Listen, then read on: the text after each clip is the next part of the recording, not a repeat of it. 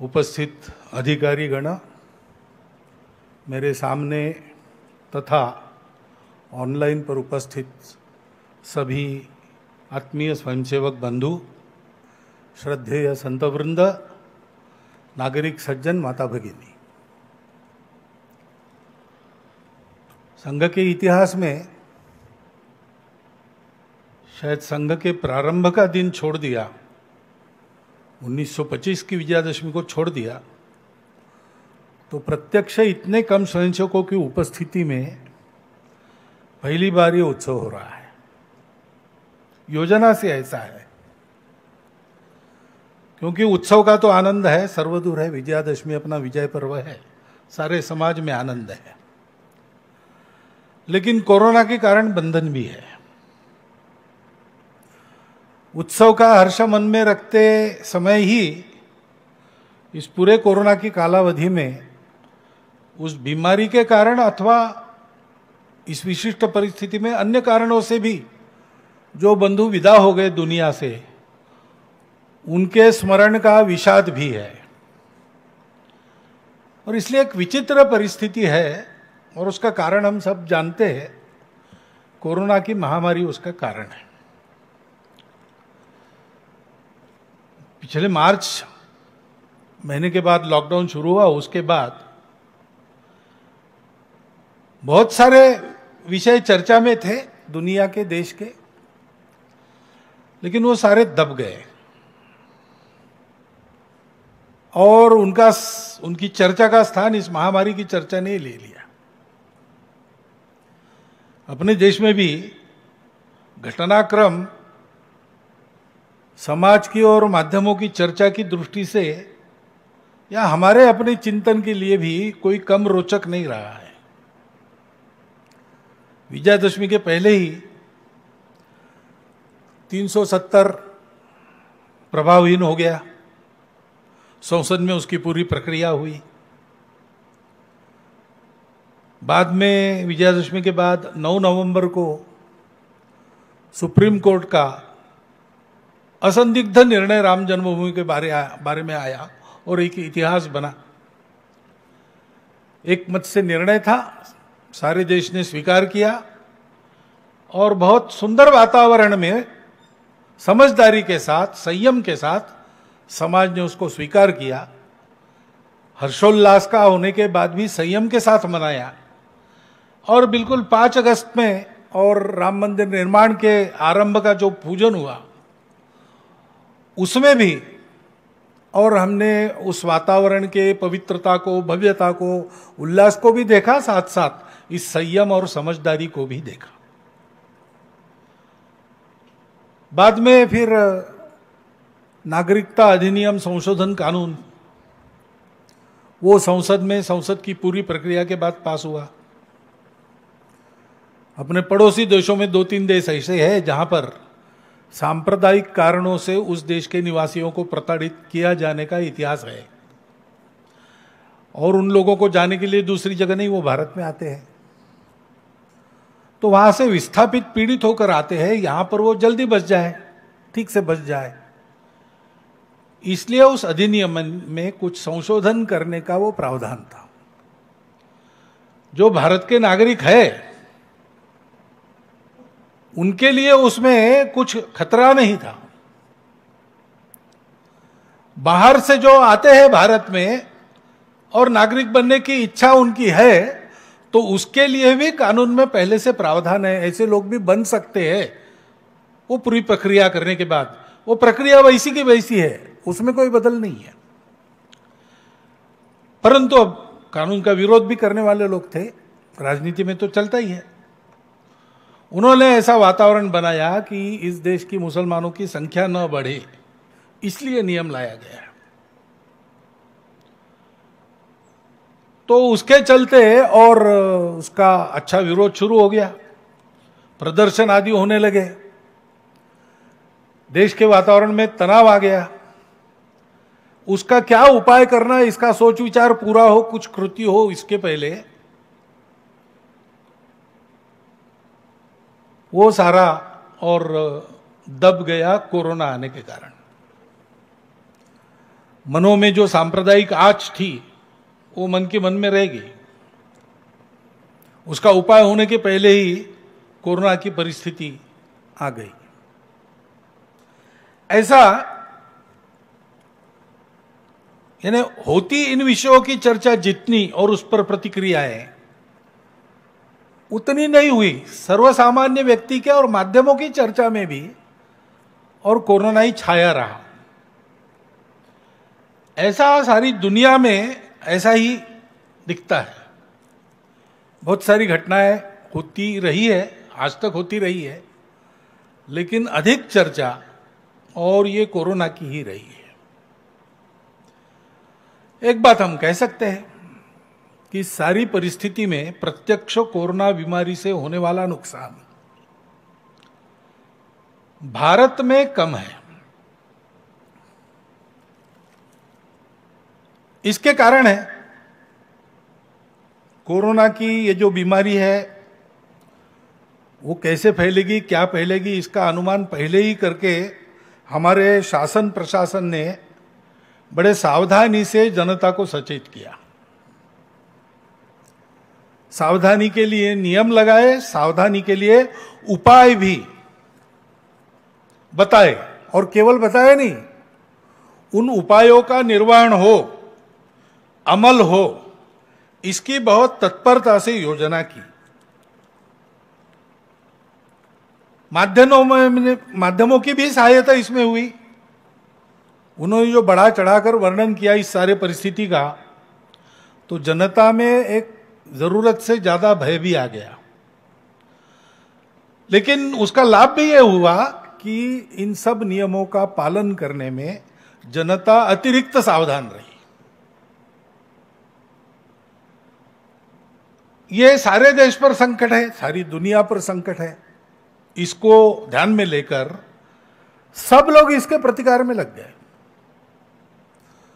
सभी चिकित्सा पद्धतियों के चिकित्सक, शुश्रूषा करने वाले, नर्सिंग वगैरह करने वाले सारे कर्मचारी, सफाई कर्मचारी, सुरक्षा करने वाले कर्मचारी उच्चतम कर्तव्यबोध के साथ रुग्णों की सेवा में जुट गए। रात दिन परिश्रम करते रहे। स्वयं को कोरोना वायरस की बाधा होने का खतरा उठाकर करते रहे। अपने घर वालों से महीने महीने दूर रहकर उन्होंने काम किया। नागरिकों ने भी अपने समाज के बंधुओं की सेवा के लिए जो करना था स्वयं स्फूर्ति के साथ, कोई बहुत बड़ा आह्वान वगैरह किसी को नहीं करना पड़ा। सावधानी के तो आह्वान हुए, उसका पालन भी किया लोगों ने, लेकिन सेवा करने के लिए आह्वान नहीं हुआ। जिनको करना था वो लग गए, और जिनको करना था वो लग गए, यानी लगभग सारा समाज अपनी तो चिंता की ही, लेकिन दूसरों की भी चिंता करने में जुट गया। यानी जो पीड़ित लोग थे उन्होंने अपनी पीड़ा को भूलकर दूसरों की सेवा की। इसके भी कई उदाहरण पहली बार सामने आ गए। सहायता लेके जाओ तो उस घर के लोग कहते हैं कि हम और 7 दिन चला ले सकते हैं, हमारे पास वालों के पास अभी कुछ नहीं हो, उनको पहले दीजिए। पूजनीय बाला साहब के भाषण में एक बार बात आई थी, सार्वजनिक भाषण में, दाई नीड इज ग्रेटर, ऐसी एक कहानी। वो दाई नीड इज ग्रेटर का उदाहरण हमको इस बार स्वतंत्रता के बाद पहली बार देखने को मिला पूरे समाज के आचरण। गड़बड़ियां करने वाले लोग नहीं थे, ऐसा नहीं। लोगों की कठिनाइयों का फायदा उठाने वाले स्वार्थ साधक लोग नहीं थे, ऐसा नहीं। उसके कारण कठिनाई, नुकसान ये भी हुआ, लेकिन बड़ा चित्र तो शासन, प्रशासन, जनता, इनका परस्पर विश्वास, परस्पर सहयोग, स्वयं स्फूर्ति से मन में सेवा भाव लेकर जो बनता है समाज के लिए वो करना। मातृशक्ति भी लग गई। बिना कहे भोजन पकाकर और पहुंचाने लगी, मास्क बनाकर और मुफ्त में बांटने लगी। ऐसे कई उदाहरण मिलते हैं हम देखते हैं कि स्वतंत्रता के बाद शायद इस प्रकार का अनुभव विशेषकर अपनी नई पीढ़ी ने ये पहली बार लिया होगा। अपने समाज की एक रसता का, सहज करुणा का, शील प्रवृत्ति का, संकट में परस्पर सहयोग का, इनको सबको सोशल कैपिटल ऐसा अंग्रेजी में कहते हैं। लेकिन हमारे देश में ये हमारा सहज सांस्कृतिक धन है, हमारे परंपरागत कुछ रिवाज है, जीने का तरीका है, हमारी परंपरागत चिकित्सा पद्धतियां है आयुर्वेद जैसी, कुछ आदतें डाली है घरों के संस्कारों में। हर बार हम बाहर से आते हैं, पैर धोकर अंदर जाते, हाथ धोकर किसी वस्तु को हाथ लगाते, ऐसी छोटी छोटी आदतें, ये सारा हमारा सांस्कृतिक संचित जो है उपकारक, वो हमारे परिचय में फिर से एक बार आ गया। हम भूल रहे थे इसको, और वो सब सहजशील है हमारा, करुणा के स्वभाव का, सेवा के स्वभाव का, वो बड़ा वेग से सारे समाज के हृदय से प्रकट हुआ और सारा समाज एक होकर सक्रिय हुआ। इस अनुभूति को हमने शायद पहली बार पाया है। सेवा में रत जिनके नाम सबको मालूम है, जिनके नाम किसी को मालूम नहीं, सेवा कर रहे अभी तक, आगे भी करेंगे, सेवा करते करते बलिदान हो गए, ऐसे सब अपने समाज के बंधु भगिनी, चिकित्सक, सब प्रकार के कर्मचारी, समाज के सभी वर्गों से आने वाले सेवा परायण घटक, ये अभिनंदन के पात्र है। और जिन्होंने सेवा करते करते अपना बलिदान दिया, वो सारे हुतात्मा, उनके स्मरण में, उनकी पवित्र स्मृति में हम अपनी हार्दिक श्रद्धांजलि अर्पण करते हैं। परिस्थिति अभी पूरी गई नहीं, चल रही है, लेकिन चरण बदल गया है। महानगर संघ चालक जी के प्रास्ताविक में उल्लेख था, अब लोग जो गए थे वापस आने लगे हैं, रोजगार अपना बंद करके गए थे अपने अपने गांव, वापस आने लगे। बहुत अधिक प्रमाण वापस आने वालों का है, लेकिन आने के बाद उनको वहां रोजगार है ही जो पहला था, ऐसा नहीं है। हो सकता है उनको अपना रोजगार बदलना पड़ेगा, नए रोजगार का प्रशिक्षण लेना पड़ेगा। बहुत सारे वापस हो गए, लेकिन सब वापस नहीं हो गए, इसलिए वहां भी कुछ खाली जगह होगी। वहां पे जो रोजगार है वो रोजगार सिखाने की व्यवस्था चाहिए। जो अपने गांव में ही रहने का निश्चय करके वहीं अभी टिके हैं या आसपास के छोटे शहरों में जाकर रोजगार ढूंढेंगे, उनके लिए भी रोजगार की समस्या है। रोजगार देना, रोजगार का प्रशिक्षण देना और रोजगार का सृजन करना, इस सेवा की आवश्यकता है। इतने दिन शिक्षा बंद रही, विद्यालय बंद रहे, फीस नहीं मिली, तो विद्यालय संचालकों के सामने फीस का पैसा न मिलने से स्कूल चलाने की समस्या है। शिक्षकों को वेतन कहां से देंगे, इसकी समस्या है। शिक्षकों का वेतन बंद रहा तो अभी भी पूरा वेतन देने की सबकी स्थिति नहीं है, तो अब घर कैसे चलाएं, इसकी समस्या उनके सामने है। छात्र पढ़ाई में पिछड़ गए, ये एक बात है, और अब फिर से विद्यालयों में जाने लगेंगे तो जिनके रोजगार गए ऐसे अभिभावकों के पास उनकी फीस भरने के लिए पैसा नहीं है। इसलिए उनके शिक्षा की व्यवस्था करना, शिक्षकों के उदर निर्वाह की व्यवस्था करना, विद्यालयों के निर्वाहन की व्यवस्था करना, ये एक सेवा का आयाम ध्यान में आता है। और ये सारी परिस्थिति है, धीरे धीरे इसमें से हम बाहर आने वाले हैं। लेकिन तब तक जो तनाव है, उस तनाव के कारण समाज में, परिवारों में अनेक प्रकार की समस्याएं उत्पन्न होती है, निराशा आती है। उसमें से एक तरफ अपराधों में बढ़ोतरी होने की संभावना रहती है, दूसरी तरफ आत्महत्या की ओर व्यक्ति बढ़ते हैं। ये तीनों विकृतियां न आए, कठिनाई में भी, कष्टों को झेलते हुए भी सामाजिक पारिवारिक जीवन स्वस्थ रहे, इस प्रकार का सलाह परामर्श समुपदेशन उसकी आवश्यकता है। स्वयंसेवक तो ये काम कर रहे हैं और करते रहेंगे जब तक आवश्यकता है, तब तक सेवा उनका स्वभाव है। समाज के सभी अन्य लोगों को भी ये ध्यान में रखना पड़ेगा कि लंबे समय तक सेवा करनी पड़ेगी। इस आवश्यकता को समझकर वो अपने प्रयास जारी रखेंगे, ऐसा विश्वास है। अभी तक कोरोना के लड़ते समय समाज ने जो अपना दम दिखाया, ये एक तरह से दम की लड़ाई है, क्योंकि कोरोना के बारे में बहुत जानकारी नहीं है दुनिया में। रूप बदलने वाला विषाणु है, इसकी घटना बदलती है, बहुत शीघ्र फैलता है, बहुत शीघ्र पकड़ता है, लेकिन हानि का प्रमाण कम है। हानि करने की उसकी क्षमता अन्य विषाणुओं की तुलना में कम है। इतना ही दुनिया में उसकी जानकारी है। इसलिए लंबे समय तक इसके साथ रहना पड़ेगा, इसको जीतना पड़ेगा। तो उस दम को कायम रखते हुए इस दम की लड़ाई में हम कोरोना को पराजित करेंगे, इस संकल्प के साथ वो सेवा जारी रखनी चाहिए। इस वातावरण के आर्थिक सामाजिक परिणामों से अपने बंधुओं का और स्वयं का बचाव करते रहना चाहिए। उसके लिए जो जो आवश्यक है वो सब करना चाहिए।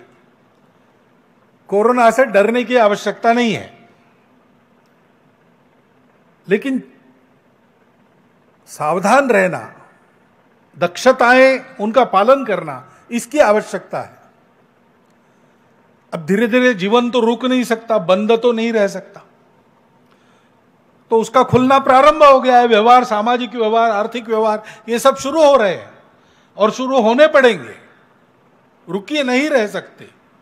लेकिन ऐसा जब शुरू होता है तो कोरोना से बचने के सारे नियम अनुशासन और कोरोना से समाज को बचाने के लिए आवश्यक कर्तव्य, सेवा आदि, इसका निर्वाह हमको सतत करना पड़ेगा। ये दायित्व हम सभी का है। ये जो नया रूप समाज का हमने देखा, एकजुट खड़ा होकर, और जितना बड़ा संकट है उससे बड़ा रूप धारण किया समाज की सेवा ने, उसको जब हम देखते हैं तो कई और बातें ध्यान में आती हैं। अंतर्मुख होकर विचार हुआ, केवल अपने समाज में नहीं, सारे विश्व में ही ऐसा हुआ। सिंहावलोकन, आत्मावलोकन करने लगे लोग, और इसलिए एक शब्द बार बार सुनाई देता है आजकल, न्यू नॉर्मल, ऐसा कहते हैं। यानी क्या? किस परिस्थिति ने हमको कुछ अनुभव दिया।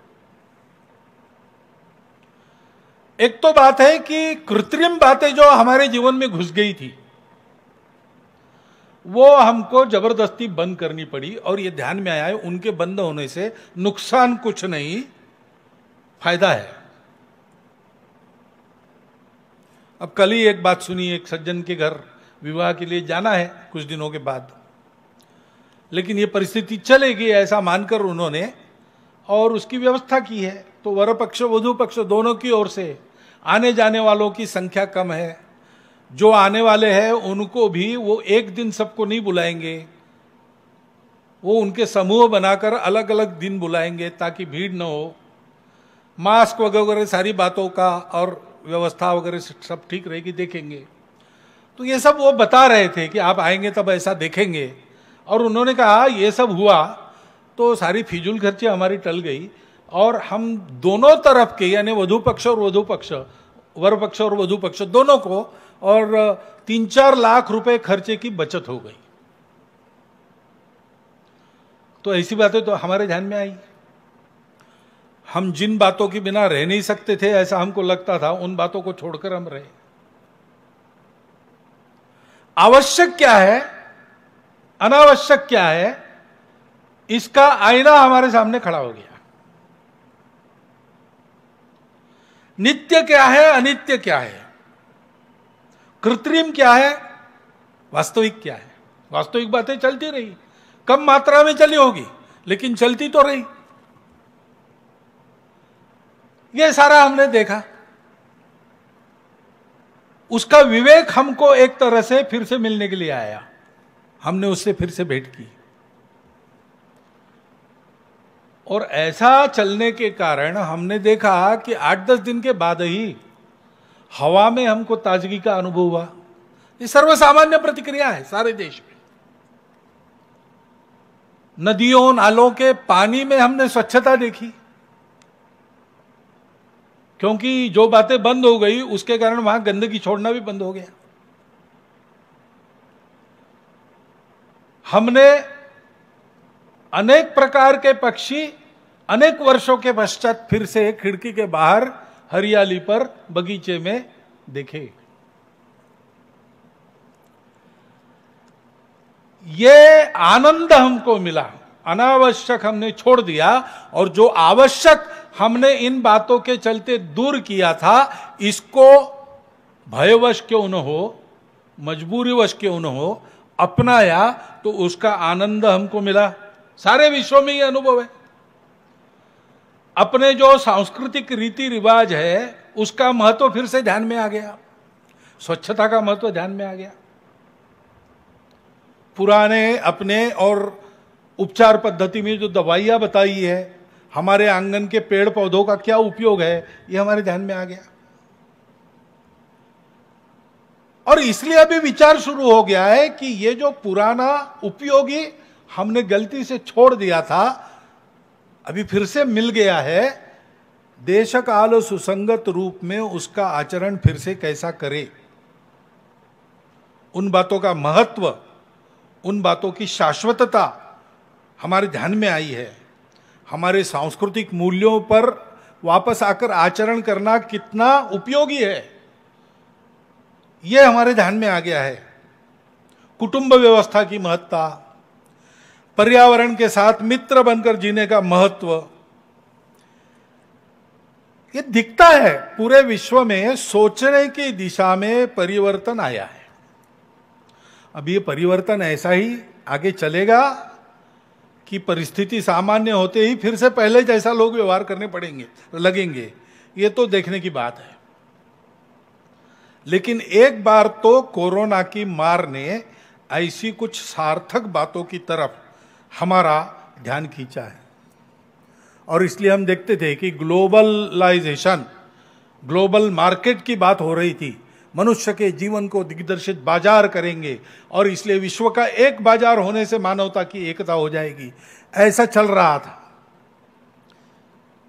अब संवाद में अंतर आ गया। अब संवाद जो चलता है उसमें अपने अपने राष्ट्र को अच्छा करना और उस राष्ट्र की विशिष्टता को साथ लेकर उसको सुरक्षित रखकर अपने राष्ट्र के द्वारा विश्व के जीवन में सकारात्मक योगदान होना, इसी से मानव जीवन सुखी, संपन्न, शांति युक्त और समरसता युक्त बनेगा। ये बात सबके और ध्यान में आ गई है। और इसलिए हमको भी सोचना पड़ेगा। हमारे मूल्यों से, परंपराओं से, शाश्वत ज्ञान से फिर से भेंट हुई है, लेकिन इतने दिन हमने उनको नहीं अपनाया तो हम थोड़ा उनका स्वरूप, अर्थ आदि भूल गए हैं। हमको विचार करना पड़ेगा कि वास्तव में वो क्या है, तब हम उसको अपना सकेंगे, अपना और मानव जीवन का हित कर सकेंगे। जैसा मैंने कहा, जीवन तो नहीं थमा, कोरोना ने हमको रोक दिया, जीवन को तो नहीं रोक सकते। जीवन की अनेक बातें चलती रही। अब ये सारी कोरोना महामारी में चाइना का नाम आता है, वो पता नहीं क्या है, संदिग्ध नहीं, निसंदिग्ध कुछ नहीं, शंकाएं हैं, संदिग्धता है। लेकिन चीन ने इस कालावधि में अपने और सामरिक बल के गर्व में, अभिमान में हमारी सीमाओं का जो अतिक्रमण किया और जिस प्रकार व्यवहार किया और कर रहा है, केवल हमारे साथ नहीं, सारी दुनिया के साथ, वो तो सारी दुनिया के सामने स्पष्ट है। इसके पहले भी आया है, उसका स्वभाव विस्तारवादी है, सब लोग जानते हैं। लेकिन इस बार जैसे एक साथ उसने ताइवान के साथ, वियतनाम के साथ, अमेरिका के साथ, जापान के साथ, भारत के साथ साथ ही एक साथ झगड़ा मोल लिया। कुछ उसके अपने कारण होंगे, लेकिन सबके ध्यान में फिर एक बार आ गया। लेकिन और एक अंतर ऐसा है कि इस बार भारत ने उसकी जो प्रतिक्रिया दी, उसके कारण वो सहम गया, धक्का मिला उसको एक, क्योंकि भारत तन के खड़ा हो गया। भारत की सेना ने अपने वीरता का परिचय दिया, भारत के नागरिकों ने अपने देशभक्ति का परिचय दिया। सामरिक और आर्थिक दोनों दृष्टि से वो ठिठक जाए इतना धक्का तो उसको मिला है। और उसके चलते दुनिया के बाकी देशों ने भी चीन को अब डांटना शुरू किया है, खड़ा होना उसके सामने शुरू किया है। और इसलिए हमको अधिक सजग रहने की आवश्यकता है, क्योंकि ये जो नहीं सोची थी उसने ऐसी परिस्थिति उसके सामने खड़ी हो गई, उसकी प्रतिक्रिया में वो क्या करेगा पता नहीं। और इसलिए इसका उपाय क्या है? सतत सावधानी, सजगता और तैयारी।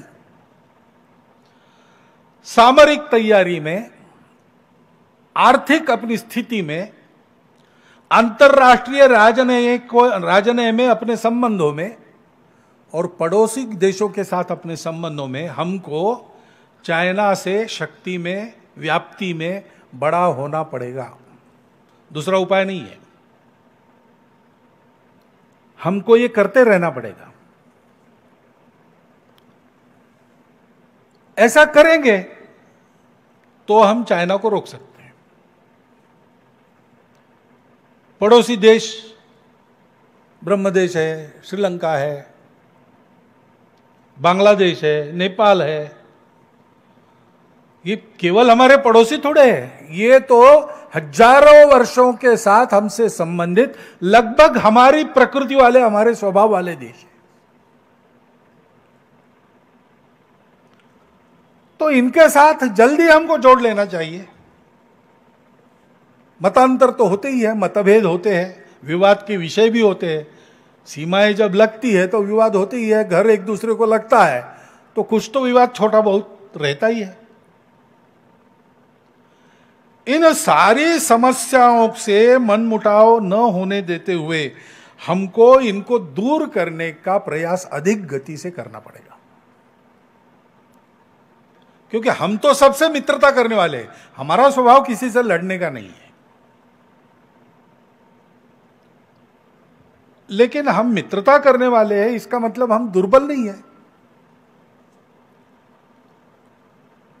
हमारी मित्रता की वृत्ति को दुर्बलता समझकर, और जो लोग ऐसा सोचते हैं कि हम चाहे जैसे झुका सकते हैं इनको, हम चाहे जैसे इनको मोड़ सकते हैं, उनकी गलतफहमी कम से कम अब तो दूर हो गई होगी। हमारी सेना की देशभक्ति, वीरता, हमारे शासनकर्ताओं की आज की स्वाभिमानी नीति और भारत के लोगों का ऐसे प्रसंगों में एकजुट खड़ा होकर नीति धैर्य के साथ आने वाली परिस्थिति का मुकाबला करना, चीन को यह पहली बार अनुभव मिला होगा, उससे उसने समझ जाना चाहिए। ऐसा मानस जो मन में रखते उनको सबको समझना चाहिए कि इतने कच्चे हम नहीं है। ऐसी कोई भी परिस्थिति आएगी तो हम लोगों की सजगता, तैयारी और दृढ़ता किसी प्रकार कम नहीं पड़ेगी। सारे राष्ट्र में आज यह आत्मविश्वास की हवा चल रही है। हमको उस सजगता को, उस सावधानी को, उस एकता को बनाए रखना पड़ेगा और अपनी तैयारी को बढ़ाते रहना पड़ेगा, क्योंकि केवल एक चीनी ही नहीं है जिसके कारण ऐसा विचार करना है। अपनी सीमाओं की बाह्य सुरक्षा जितनी महत्वपूर्ण है, उसकी उसी दृष्टि से, देश की सुरक्षा की दृष्टि से ही अंतर्गत सुरक्षा भी इतनी महत्वपूर्ण है। पिछले साल भर में जो हुआ उसको जरा विश्लेषक नजर से आप देखिए तो आपके समझ में आएगा। समाज की सावधानी, शासन प्रशासन की तत्परता कितनी महत्वपूर्ण है, ये सब ध्यान में आता है। अपने यहां प्रजातंत्र है, इसलिए अनेक दल है। दल है तो विरोध है। सत्ता में जो है वो सत्ता से बाहर हो और हमको वो सत्ता मिले, ऐसी महत्वाकांक्षा रखना ये प्रजातंत्र की एक विशेषता है। यानी वो चलता है प्रजातंत्र में, उसमें कोई दिक्कत नहीं है। सत्ता का खेल है। तो सत्ता के बाहर है वो प्रयास करते हैं कि अभी नहीं तो कम से कम अगले चुनाव में तख्ता बदल जाए और हम बैठे जहां वो बैठे, उसके लिए चाले चलते हैं, चलता है। परंतु इसमें भी एक विवेक है ना। हम एक देश के लोग हैं, हमारी आपस में स्पर्धा हो सकती है, हमारा आपस में युद्ध नहीं हो सकता। चुनाव ये कोई दुश्मनों की लड़ाई नहीं है, चुनाव एक स्पर्धा है।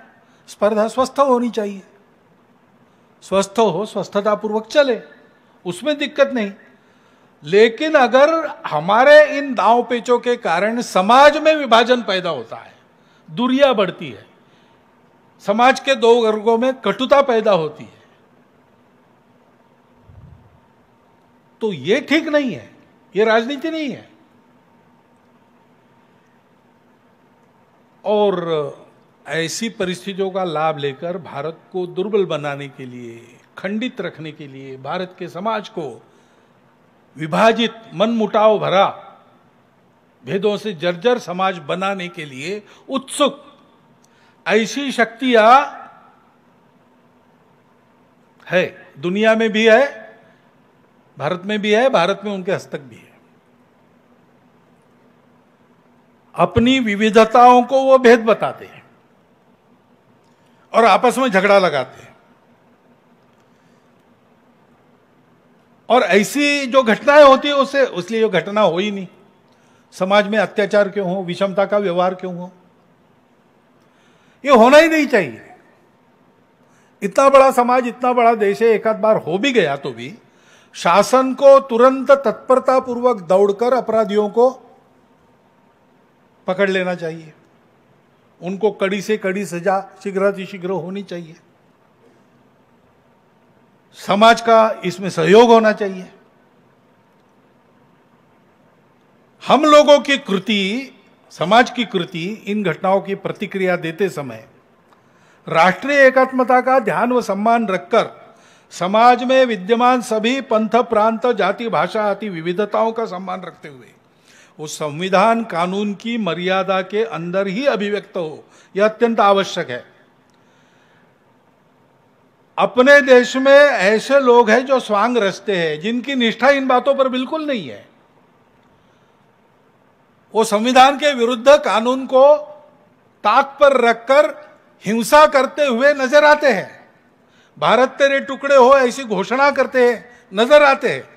लेकिन वो ऐसे प्रसंगों में अपने आप को संविधान, धर्मनिरपेक्षता आदि आदि के बड़े रखवाले बताकर और ये समाज को तोड़ने की कार्रवाई करते रहते हैं, समाज को उल्टी पट्टी पढ़ाते हैं। अपने देश का संविधान प्रदत्त करते समय डॉक्टर बाबा साहब आम्बेडकर के जो दो भाषण हुए, उसमें उन्होंने जिन तरीकों को ग्रामर ऑफ अनार्की कहा है, अराजकता का व्याकरण कहा है, ऐसी बातें सिखाने वाले ये लोग हैं। और ये लोग देश और समाज को तोड़कर दुर्बल रखने का उद्योग करते हैं, उनके अपने निहित स्वार्थों के लिए। उनसे बचना समाज को सीखना पड़ेगा। वो भ्रम फैलाते, ऐसा भ्रम संघ के बारे में फैलाने का उनका पूर्वापार उद्योग चला है। आजकल वो अप्रभावी है, ये बात अलग है, लेकिन जान लेना चाहिए, जैसे संघ के बारे में भी जान लेना चाहिए। हम हिंदू शब्द का उपयोग करते हैं, हिंदुस्तान, हिंदू राष्ट्र ऐसा कहते हैं। इसको लेकर भ्रम पैदा करने वाले लोग हैं, इसलिए जानना चाहिए। हिंदुत्व एक ऐसा शब्द है जिसके अर्थ को पूजा से जोड़कर संकुचित किया गया है, लेकिन संघ की भाषा में उस केवल पूजा खान पान तक मर्यादित संकुचित अर्थ में उसका प्रयोग नहीं होता। वास्तविकता में और हमारी मान्यता में वह शब्द अपने देश की पहचान को अध्यात्म आधारित उसकी परंपरा के सनातन सातत्य तथा समस्त मूल्य संपदा के साथ अभिव्यक्ति देने वाला एकमात्र शब्द है। इसलिए संघ मानता है कि यह जो शब्द है हिंदू, भारतवर्ष को अपना मानने वाले, उसके संस्कृति के वैश्विक और सार्वकालिक मूल्यों को आचरण में उतारना चाहने वाले तथा यशस्वी रूप में ऐसा करके दिखाने वाली उसकी पूर्वज परंपरा का गौरव मन में रखने वाले सभी 130 करोड़ समाज के बंधुओं को लागू होता है। हम ऐसा मानते हैं। उस शब्द के विस्मरण से हमको एकात्मता के सूत्र में पिरोकर देश व समाज से बांधने वाला बंधन ढीला होता है। हिंदू भाव को जब जब भूले आई विपद महान, भाई टूटे धरती खोई मिटे धर्म संस्थान। ये इतिहास है अपने देश का। और इसलिए हम देखते हैं कि जो इस समाज को तोड़ना चाहते हैं वो इस शब्द के टीका टिप्पणी से ही शुरू करते हैं। हम हिंदू नहीं है इस बात को पहले फैलाते हैं। हमारी जो छोटी पहचाने हैं, हमारा देश विविधता से युक्त देश है, तो अनेक जाति पंथ प्रांत भाषा हमारी ही है। एक ही हमारे बड़ी पहचान की अभिव्यक्ति के रूप में ये सारे आए हैं। पहले से यहां पर थे, कुछ बाहर से आ गए, वो भी इसका हिस्सा बन गए। ये सारी हमारी छोटी पहचाने, हमारी विविधता है। हिंदू विचार में ऐसी सब विश्व भर की विविधताओं का स्वीकार और सम्मान है, पूर्ण स्वीकार है, पूर्ण सम्मान है। परंतु इन विविधताओं को वो लोग बताते कि आप लोग केवल विविध प्रकार के लोग नहीं हो, आप लोग अलग अलग प्रकार के लोग हो। डाइवर्सिटी को वो सेपरेटनेस बताते हैं, क्योंकि बीइंग डिफरेंट का अधिकार उनके पास नहीं है। हम बीइंग डिफरेंट को मानने वाले लोग हैं, लेकिन वो डिफरेंस को सेपरेटनेस बताते हैं। हाथ की उंगलियां अलग होती है, एक उंगली दूसरी जैसी नहीं होती, हाथ पैर जैसा नहीं होता, चेहरा पीठ जैसा नहीं होता, लेकिन एक ही शरीर का अंग है। इस अलग अलग रूप को वो लोग अलगाव का मूल बनाते हैं, उल्टी पट्टी पढ़ाकर, और समाज में झगड़ा उत्पन्न करते हैं। वास्तविक में हम देखते हैं कि हिंदू ये किसी पंथ संप्रदाय का नाम नहीं है, किसी एक प्रांत का उपजाया अपना शब्द नहीं है, किसी एक जाति की बपौती नहीं है, किसी एक भाषा का पुरस्कार करने वाला शब्द नहीं है। यह इन सब विशिष्ट पहचानों को कायम स्वीकृत व सम्मानित रखते हुए भारत भक्ति के तथा मनुष्यता की संस्कृति के विशाल प्रांगण में सबको बसाने वाला, सबको जोड़ने वाला शब्द है। इस शब्द पर किसी को आपत्ति हो सकती है। आशय अगर समान है मन में, तो दूसरे शब्द का उपयोग करने पर हमको कोई आपत्ति नहीं। परंतु इस देश के एकात्मता के व सुरक्षा के हित में इस हिंदू शब्द को आग्रह पूर्वक अपनाकर उसके स्थानीय से लेकर तो वैश्विक तक, हिंदू शब्द अपना स्थानीय शब्द भी है, वो हम सबको, भारत के लोगों को लागू होता है, लेकिन हिंदू शब्द ऐसा है जिसमें विश्व मानवता का भी अंतर्भाव हो सकता है। और इसलिए इन सब अर्थों को मन में, कल्पना में रखकर संघ चलता है। और इसलिए जब हम कहते हैं कि हिंदुस्तान हिंदू राष्ट्र है, तो इसके पीछे हमारी कोई राजनीतिक संकल्पना नहीं है, सत्ता केंद्रित संकल्पना नहीं है कि केवल हिंदू जो अपने आप को कहता है या दुनिया जिसको हिंदू मानती है उसी का रहेगा, बाकी सब बाहर, ऐसा नहीं है। अपने राष्ट्र का स्व हिंदुत्व है। हम हिंदू है यानी क्या है? यह एकमात्र बात है, सारे विश्व की विविधताओं का पूर्ण स्वीकार और सम्मान। समस्त राष्ट्र जीवन के सामाजिक, सांस्कृतिक, इसके लिए उसके समस्त क्रियाकलापों को दिग्दर्शित करने वाले मूल्यों का व उनकी व्यक्तिगत, पारिवारिक, व्यावसायिक और सामाजिक जीवन में अभिव्यक्ति का नाम हिंदू इस शब्द से निर्देशित होता है। मातृवत परदारेषु परद्रव्येषु लोष्टवत आत्मवत सर्वभूतेषु यह पश्यति स पंडिता। ये कहाँ की मान्यता है? ये भारत की मान्यता है। भारत के सब पंथ संप्रदायों की, भारत के सब जाति वर्गों की, भारत के सब भारतीय भाषा भाषिकों की यही मान्यता है। और भारत के बाहर के संप्रदाय भाषा को लेकर यहां रहने वाले लोगों में भी, क्योंकि वो भारतीय पूर्वजों के वंशज है, ये बात उतरी है, उनको पहचानना चाहिए। क्योंकि ये कुछ छोड़ना नहीं पड़ता आपको हम हिंदू कहते हैं तो आपको कुछ नहीं छोड़ना पड़ता। आप अपने आप को हिंदू कहते हैं तो आपको कुछ नहीं छोड़ना पड़ता। केवल हमारी भाषा, हमारा पंथ संप्रदाय, हमारा प्रांत, इसी का वर्चस्व रहे देश में, बाकी सब गौण हो जाए, ऐसी जो महत्वाकांक्षाएं हैं वो छोड़नी पड़ती है। मन से हम दूसरों से अलग है, हमको अलग रहना है, ये अलगाववाद छोड़ना पड़ता है। मन से हम ही सही बाकी सब गलत, ये कट्टरपन छोड़ना पड़ता है। उस कट्टरपन के चलते आई हुई मतांतरण जैसी गतिविधियों को छोड़ना पड़ता है। और इन बातों की, इन विविधताओं को अलगाव बनाकर हम लोगों को भड़काने का सतत उद्योग करने वाले लोगों से हमको बच के रहना पड़ता है। द्वेष सिखाने वालों से बच के रहना पड़ता है। भारत की विविधता में मूल में स्थित शाश्वत एकता को तोड़ने का घृणित प्रकार ऐसे ही करने वाली मंडली है, मैंने बताया।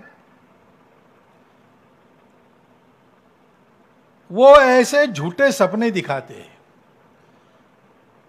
अलगाव खड़ा करते हैं और घुस जाते हैं और सहायक करके आते और मालिक बनकर बैठ जाते, लीडरशिप करने लगते। भारत तेरी टुकड़े टुकड़े गैंग जिसको कहा जाता है आजकल, ऐसे लोग दिखते हैं ना। एक अजीब बात भारत में चली है कुछ वर्षों से, राजनीतिक स्वार्थ, कट्टरपन व अलगाव की भावना, भारत के प्रति शत्रुता व जागतिक वर्चस्व की महत्वाकांक्षा, इनका एक अजीब सम्मिश्रण भारत की राष्ट्रीय एकात्मता के विरुद्ध काम कर रहा है। उसको पहचानना चाहिए, धैर्य से रहना है, इनके भड़काने वालों की बातों में आना नहीं है। संविधान व कानून का पालन करते हुए अहिंसक तरीके से व जोड़ने के ही एकमात्र उद्देश्य से हम सबको कार्यरत रहना पड़ेगा।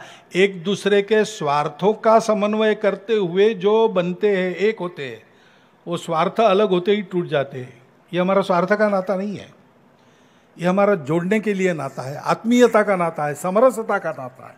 इसको पहचान के रहना पड़ता है। और इसलिए एक दूसरे के प्रति व्यवहार में हम लोग संयमित, नियम कानून तथा नागरिक अनुशासन के दायरे में सद्भावनापूर्ण व्यवहार करते हैं तो परस्पर विश्वास का वातावरण बनता है। और ये वातावरण एक बार बनता है तो जो भी जिसकी समस्या हो, सब मिल बैठकर ठंडे दिमाग से, समन्वय से उसका हल निकाल सकते हैं। हर समस्या का हल निकलेगा। लेकिन उसके लिए ये सारी समस्याएं किसी एक वर्ग संप्रदाय की नहीं है, किसी एक प्रांत भाषा की नहीं है, संपूर्ण हिंदू जाति की है। वैसे सारा समाज मिलकर आपस के सौहार्द के आधार पर, आत्मीयता, समरसता के आधार पर, अपनेपन के आधार पर जब विचार करता है तब हर समस्या का हल निकलता है। ऐसा नहीं करते हैं, आपस में लड़ने लगते हैं, अविश्वास बनता है। आक्रामक भाषा, आक्रामक कृतियां, एक दूसरे के प्रति तिरस्कार की, द्वेष की कृतियां, इससे वातावरण कलुषित होता है, एक दूसरे पर विश्वास नहीं रहता। और जब विश्वास नहीं रहता तब समस्या क्या है ये समझ में भी नहीं आता, हल साधना तो दूर बात है। भय की भावना में अनियंत्रित हिंसक आचरण को बढ़ावा मिलता है, दूरियां और विरोध बढ़ते रहते हैं। और इसलिए धैर्यपूर्वक सौहार्द का व्यवहार रखना, उसको बढ़ाना, इसके लिए आवश्यक है। अपनी अपनी पहचान है, वो मान्य है, पूर्ण स्वीकार है, परंतु हम सब की एक बड़ी पहचान है, भारत माता के पुत्र, भारतीय पूर्वजों के वंशज, भारतीय संस्कृति में पले बढ़े, उसको आगे संवर्धित करने के लिए जीने वाले हम सब। इसको हम हिंदू कहते हैं, आप और कुछ कहते हो, लेकिन यही आशय है। इस सत्य को हमको स्वीकार करना पड़ेगा। हमारी कोई अलग महत्वाकांक्षा नहीं है, हमको हावी होना नहीं है, हमको साथ रहना है, साथ चलना है। भारत से कोई भारतीय अलग हो नहीं सकता, हो गया तो उसका परिणाम अच्छा नहीं है।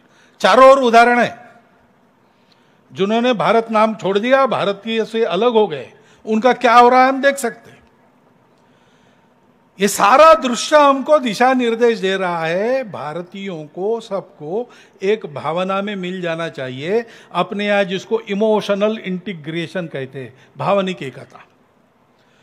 उस भावनिक एकता और भारत में सभी विविधताओं का स्वीकार, सम्मान, इसकी जो भावना है, उसके मूल में क्या है? उसके मूल में ये हिंदू संस्कृति है, उसके मूल में हिंदू परंपरा है, यहाँ का हिंदू समाज है, उसकी प्रवृत्ति स्वीकार की है, उसकी सहिष्णु आचरण पद्धति है, और वो सबका सम्मान आदर करना चाहता है, इसलिए यह सब चलता है।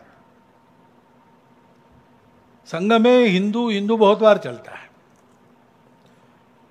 फिर से मैंने चर्चा की, इसलिए की कि इससे संबंधित बाकी शब्द है।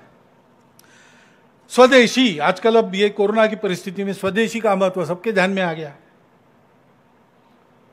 तो स्वदेशी में स्व क्या है? देशी तो नीति है, लेकिन उस नीति के मूल में जो स्व क्या है? वो स्व यही हिंदुत्व है। स्वामी विवेकानंद ने शिकागो में जाकर और संपूर्ण विश्व को बंधुभाव और स्वीकार्यता की नजर से देखकर, एक कुटुंब के रूप में मानकर और सहिष्णुता की घोषणा की, संकुचित मतभेदों की मृत्यु घंटा, ऐसा अपने भाषण में कहा। वो जो विवेकानंद ने वर्णन किया है उनके उस 3 मिनट के भाषण में, वही यही हिंदुत्व है, वही हमारा स्व है। श्री रविन्द्रनाथ ठाकुर महाकवि, उन्होंने स्वदेशी समाज ऐसा एक लिखा है। उस स्वदेशी समाज में भारत के नवोत्थान की कल्पना उन्होंने जिस आधार पर की, उसको बिल्कुल साफ साफ हिंदू शब्द का उपयोग करते हुए उन्हें रखा है, वही है। योगी अरविंद ने उत्तर पारा में कहा था, वही यह हिंदू है। 1857 के बाद खूब विचार मंथन करके अपने देश को स्वतंत्र करने के लिए, विकसित करने के लिए, आधुनिक रूप में सजाने के लिए जो आत्ममंथन चला, सक्रियता चली लोगों की, उनका चिंतन हुआ, उस सारे चिंतन का सार अपने संविधान के प्रस्तावना में है। वही हमारी आत्मा है, वही हिंदुत्व है, उसमें भी इसी की घोषणा होती है। उसके आधार पर देश के बौद्धिक विचार मंथन की दिशा होनी चाहिए। उसके द्वारा किए जाने वाले सारासार विवेक, कर्तव्य अकर्तव्य के विवेक निकष उसके ही आधार पर निश्चित होने चाहिए। हमारे राष्ट्रीय मानस की आकांक्षा, अपेक्षा और दिशा उसी के प्रकाश में साकार होनी चाहिए।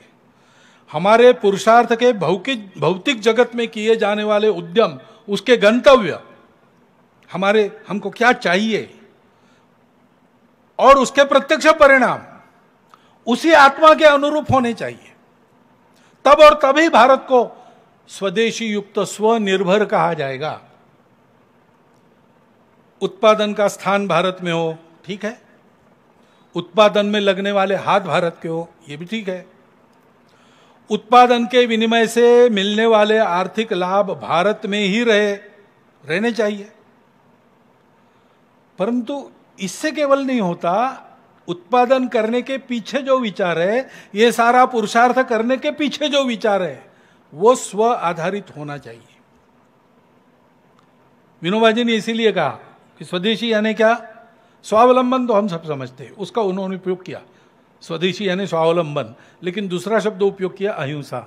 ये कहां से आ गया भाई? स्वदेशी में अहिंसा कहां से आ गई? क्योंकि वो भारत की सनातन आत्मा का जीवन का मूल्य है। सत्य, अहिंसा, अस्त्य, अपरिग्रह, ब्रह्मचर्य। दत्तोपंत ठेंगड़ी ने कहा कि स्वदेशी केवल सामान और सेवा तक सीमित नहीं है, उसका अर्थ राष्ट्रीय आत्मनिर्भरता हम समझ सकते हैं, राष्ट्रीय संप्रभुता ये भी हम समझते हैं। लेकिन आगे उन्होंने बात कही, बराबरी के आधार पर अंतरराष्ट्रीय सहयोग की स्थिति। अंतरराष्ट्रीय व्यापार में लेन देन को उन्होंने ना नहीं कहा है। हम ऐसे बने इसलिए बराबरी से बात करके अपनी शर्तों के आधार पर हम कंपनियों को बुलाते हैं। हमारे लिए अपरिचित कोई टेक्निक है वो लाने के लिए हम कुछ सहूलियत देते हैं, उसकी मनाही नहीं है।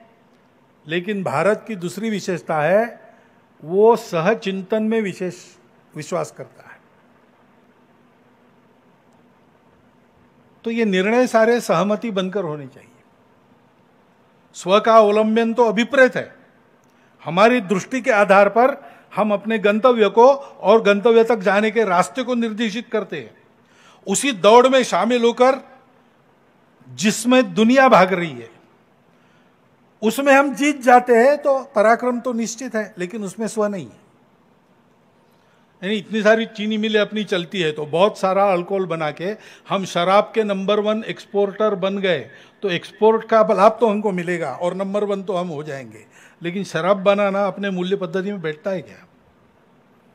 शराबबंदी का कानून वापस लेने की कुछ बातें हो रही है ऐसा मैंने सुना, पता नहीं भारत का आदमी क्या विचार करेगा। शुक्राचार्य की कथा है,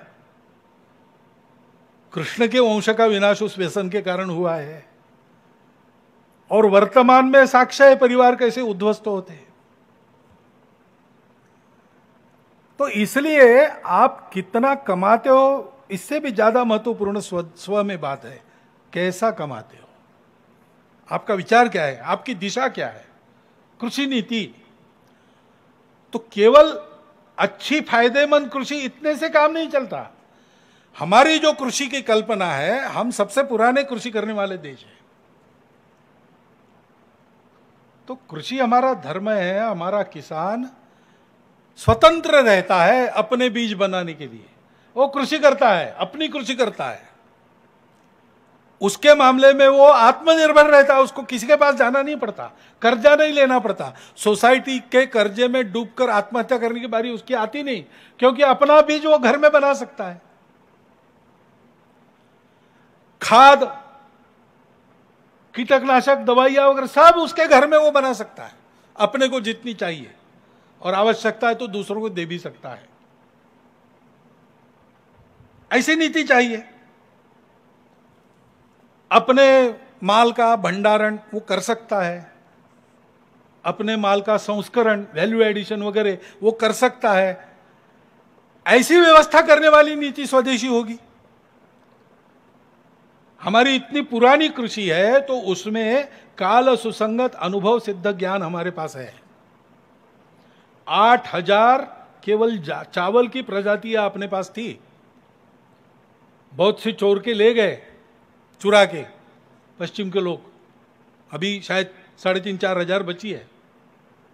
लेकिन ये प्रजातियां हमारे किसान ने कहाँ तैयार की? हमारे पास प्रयोगशाला और शास्त्रज्ञ नहीं थे, हमारा किसान ही शास्त्रज्ञ था, उसका खेत ही प्रयोगशाला थी। इतना उसको प्रबुद्ध बनाया था हमने।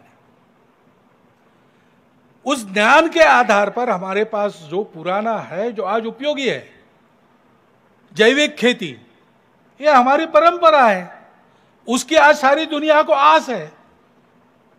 हमारे किसान को फिर से हमने बुला दिया, उसको स्वतंत्रता के बाद योजना पूर्वक हमको फिर से सिखाना चाहिए। आधुनिक ज्ञान विज्ञान की अच्छी तकनीकी जो काल सुसंगत है हमारे देश काल परिस्थिति में, जो उपयोगी है विश्व के लिए भी और हमारे लिए भी, ऐसी तकनीकी भी उनको सिखानी चाहिए। कारपोरेट जगत बहुत चंगुल चलता है, उसके लिए वैज्ञानिक प्रयोग भी करवाता है और उसके निरीक्षण को अपने पक्ष में प्रस्तुत करता है। वास्तव में वैसा नहीं होता। इन सारे चंगुलों के, मध्यस्थों के, दलालों के चंगुल से बचकर वो अपनी खेती कर सके, अपना उत्पादन कर सके और अपने उत्पादन को ठीक से बेच सके जहां अच्छा भाव मिलता है वहां। ऐसी जब नीति होती है तो वो स्वदेशी कृषि नीति है। आज एकदम आज की परिस्थिति में लागू हो सकता है? नहीं हो सकता है, लेकिन कल लागू कर सके इस तरफ ले जाने वाली नीति, वो स्वदेशी कृषि नीति कहलाएगी। ऐसी नीति होनी चाहिए। और हम देखते हैं आजकल कि अर्थ, कृषि, श्रम, उद्योग तथा शिक्षा नीति में स्व को लाने की इच्छा रखकर कुछ आशा जगाने वाले कदम अवश्य उठाए गए हैं। व्यापक संवाद के आधार पर एक नई शिक्षा नीति घोषित हुई। संपूर्ण शिक्षा जगत ने उसका स्वागत किया, हम भी उसका स्वागत करते हैं। वोकल फॉर लोकल की घोषणा है, हम उसका स्वागत करते हैं, क्योंकि स्वदेशी की संभावना से भरा हुआ एक अत्यंत अर्थपूर्ण उत्तम प्रारंभ है।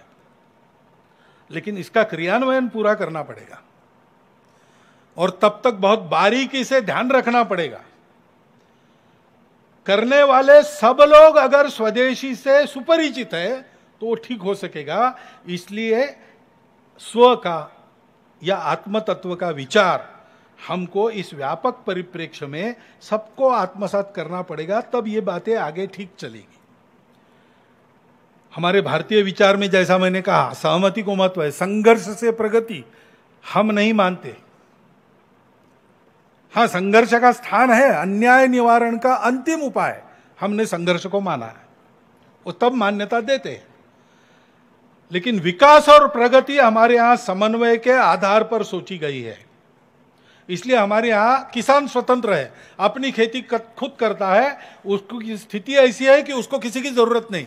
लेकिन वो जो खेती करता है वो दुनिया को खिलाने के लिए करता है, अपने लाभ के लिए नहीं करता। खेती करता है तो एक जमाना ऐसा था, खेती सबसे अच्छी,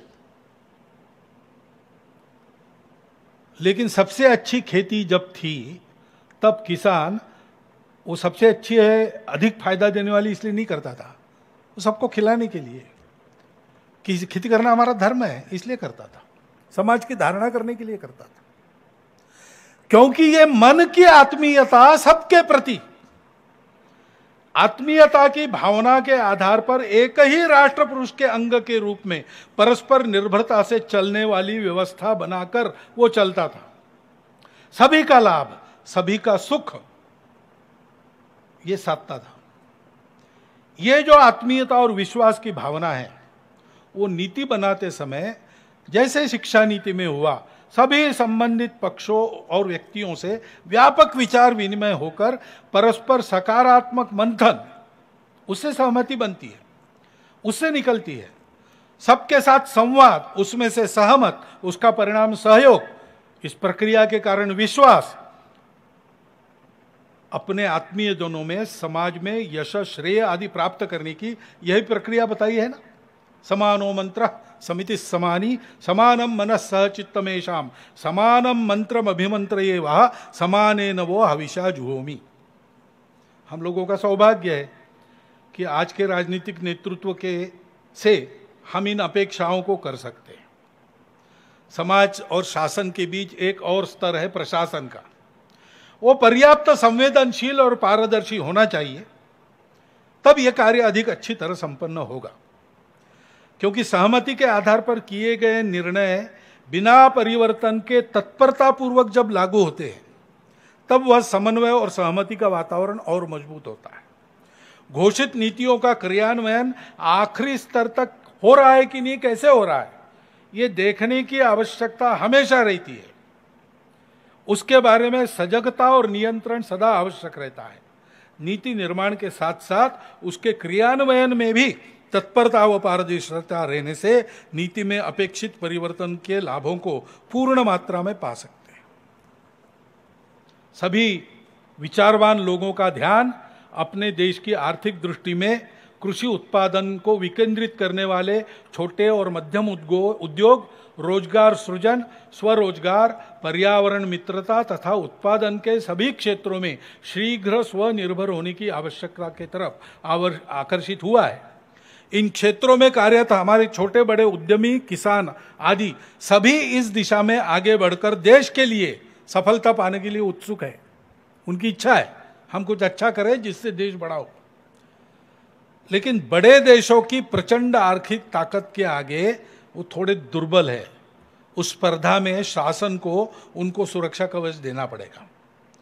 कोरोना की परिस्थिति के चलते 6 महीनों के अंतराल के बाद फिर खड़ा होने के लिए सहायता देने के साथ ही वह पहुंच रही है, यह भी सुनिश्चित करना पड़ेगा। हमारे स्व की दृष्टि के आधार पर हम आगे बढ़ेंगे, ये सारी बातें करेंगे, तो ये सारे हमारे जो स्वप्न है परम वैभव संपन्न विश्वगुरु भारत के, वो सत्य में उतरेंगे, अवश्य उतरेंगे।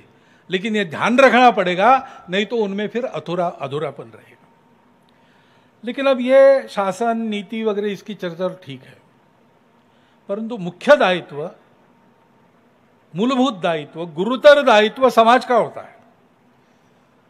ये जो स्व का महत्व हमारे ध्यान में आया है, राष्ट्रीयता का, सांस्कृतिक मूल्यों की महत्ता का, पर्यावरण का विचार, उसके प्रति कृति की तत्परता, ये ढीली नहीं पड़नी चाहिए। कोरोना चला जाएगा हम भूल जाएंगे, ऐसा नहीं होना चाहिए। ये तब संभव होगा जब संपूर्ण समाज निरंतर अभ्यास इसका करेगा और ये अपने स्वभाव में लाएगा। उसके लिए क्या करना, इसका विचार करना चाहिए। अभी गीत में आपने सुना, छोटी छोटी कृतियों से बड़ी बातें। हम अपने छोटे छोटे आचरण की बातों में परिवर्तन लाने का क्रम बनाते हैं।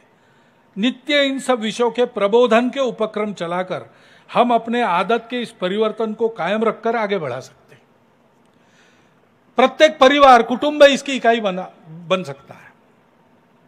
हमको अब कुटुंब प्रबोधन पर सबको ध्यान, अपने कुटुंब के प्रबोधन पर ध्यान देना चाहिए, और जिनको बनता है वो और कुटुंबों को भी इसमें शामिल करें। लेकिन अपने कुटुंब से प्रारंभ करना, जैसा मैंने पहले भी कहा था एक बार, कि एक दिन आनंद के साथ घर में आकर श्रद्धा के अनुसार भजन और इच्छा के अनुसार भोजन आनंद से करना, सब ने एकत्र आकर, जितने भी वहां परिवार के लोग रहते हैं, और उसके बाद बैठकर 2-3 घंटा गपशप करना, चर्चा करना। उस चर्चा में से जो फलित निकलता है, कुछ करने की बातें निकलती है, उनको अगले हफ्ते तक लागू करना। अगले हफ्ते में और चर्चा और संकल्प। ऐसा आगे बढ़ते हैं तो ये बातें लागू होती, क्योंकि बातें तो हैं पुराने समय से चलती आ रही, कुछ बातें तो प्रयोग से हमको ध्यान में आई, उपकारक है, लेकिन सभी बातें ऐसी होंगी ऐसा नहीं। और बिना परीक्षा के कुछ भी स्वीकार नहीं करना। कोई बात नहीं है इसलिए भी अच्छी नहीं है, और पुरानी है इसलिए भी अच्छी नहीं है। बात का उपकारक होना, उपयुक्त होना नएपन पुरानेपन पर निर्भर नहीं करता।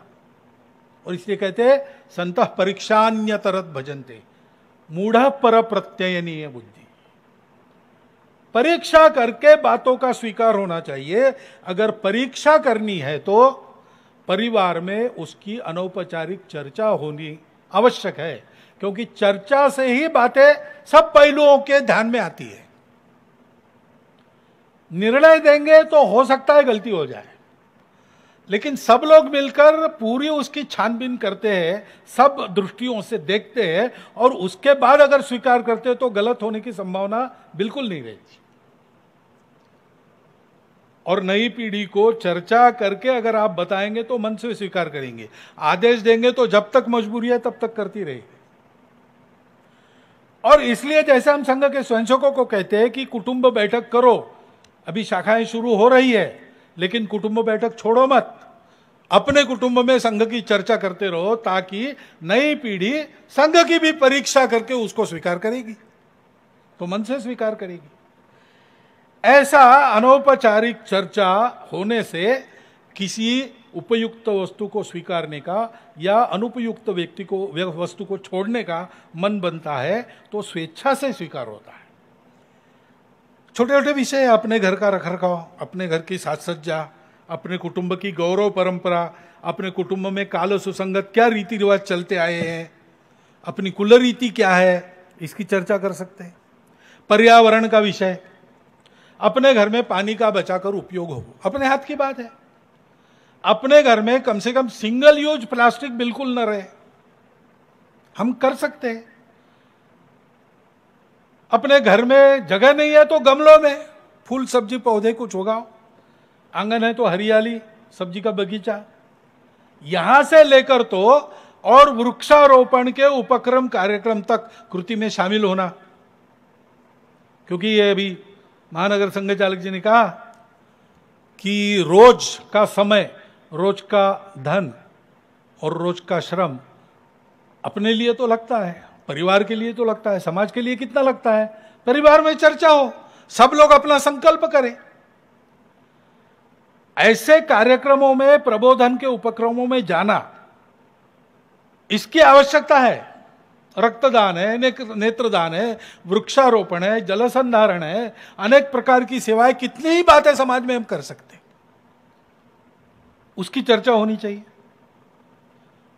सारा समाज हमारा है तो सारे समाज में हमारे मित्र है कि समाज के एक विशिष्ट वर्ग में है। हम लोगों का जिनके घर में जाना आना होता है परिवारों में, वो केवल एक वर्ग के हैं, केवल विशिष्ट वर्गों के हैं, कि संपूर्ण समाज के सभी वर्गों में हमारे मित्र हैं। हम उनके घर जाते कुटुंब सहित, वो हमारे घर आते कुटुंब सहित। ये कैसे हो सकता है? सामाजिक समरसता के प्रारंभ की दृष्टि से सबसे महत्वपूर्ण बात है, भाषण बहुत होते हैं, छोटी कृतियों से प्रारंभ करके परिवर्तन आता है। उस परिवर्तन को लाने के लिए ऐसा योगदान अपना कुटुंब दे सकता है। ऐसे छोटे छोटे उपक्रमों के द्वारा व्यक्तिगत जीवन में सद्भाव, शुचिता, संयम, अनुशासन सहित मूल्याधारित आचरण का विकास कर सकते हैं।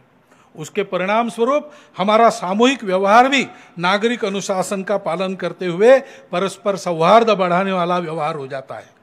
प्रबोधन के द्वारा समाज के सामान्य घटकों का मन अपनी अंतर्निहित एकात्मता का आधार स्वर हिंदुत्व को बनाकर चले तथा देश के लिए पुरुषार्थ में अपने राष्ट्रीय स्वरूप का आत्मभान, सभी समाज घटकों की आत्मीयता व परस्पर निर्भरता, हमारी सामूहिक शक्ति सब कुछ कर सकती है, यह आत्मविश्वास हमारे मूल्यों के आधार पर विकास यात्रा के गंतव्य की स्पष्ट कल्पना जागृत रहती है तो निकट भविष्य में ही भारतवर्ष को संपूर्ण दुनिया की सुख शांति का युगानुकूल पथ प्रशस्त करते हुए बंधुभाव के आधार पर मनुष्य मात्र को वास्तविक स्वतंत्रता व समता प्रदान करने वाला भारतवर्ष इस नाते खड़ा होता हुआ हम देखेंगे। ऐसे व्यक्ति व कुटुंबों के आचरण से संपूर्ण देश में बंधुता, पुरुषार्थ तथा न्याय नीति पूर्ण व्यवहार का वातावरण चतुर्दिक खड़ा करना पड़ेगा। यह प्रत्यक्ष में लाने वाला कार्यकर्ताओं का देशव्यापी समूह खड़ा करने के लिए ही 1925 से राष्ट्रीय स्वयंसेवक संघ कार्य कर रहा है, क्योंकि इस प्रकार की संगठित स्थिति ही समाज की सहज, स्वाभाविक व स्वस्थ अवस्था है। शतकों के आक्रमणग्रस्तता के अंधकार से मुक्त हुए अपने इस स्वतंत्र राष्ट्र के नवोदय की पूर्व शर्त यह समाज की संगठित अवस्था है। इसी को खड़ा करने के लिए हमारे महापुरुषों ने प्रयत्न किए। स्वतंत्रता के पश्चात इस गंतव्य को ध्यान में लेकर ही उसको युगानुकूल भाषा में परिभाषित कर उसके व्यवहार के नियम बताने वाला संविधान हमें मिला है। उसको यशस्वी करने के लिए पूरे समाज में यह स्पष्ट दृष्टि, परस्पर समरसता, एकात्मता की भावना तथा देश हित को सर्वोपरि मानकर किया जाने वाला व्यवहार इस संघ कार्य से ही खड़ा होता है।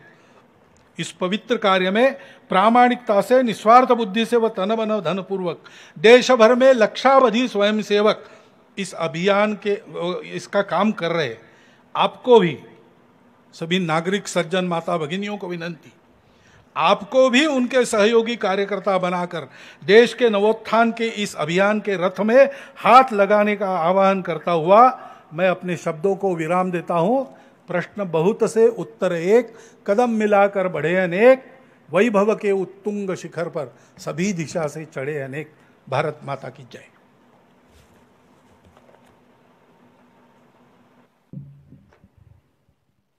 सावधान, उत्तिष्ठ, आरम।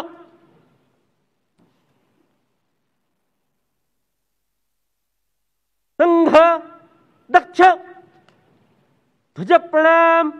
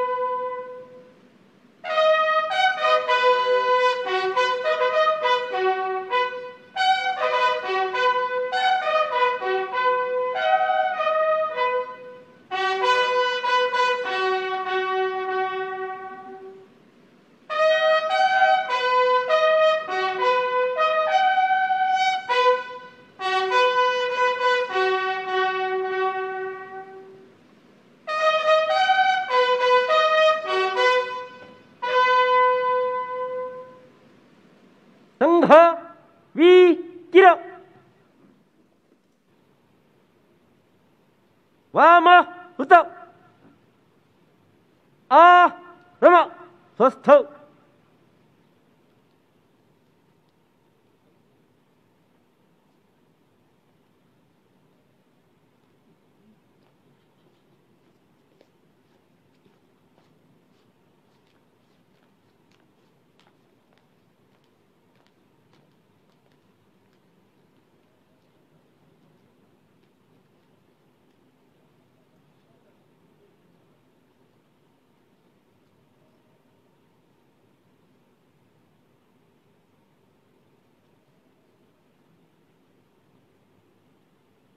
संघ दक्ष विश्रम।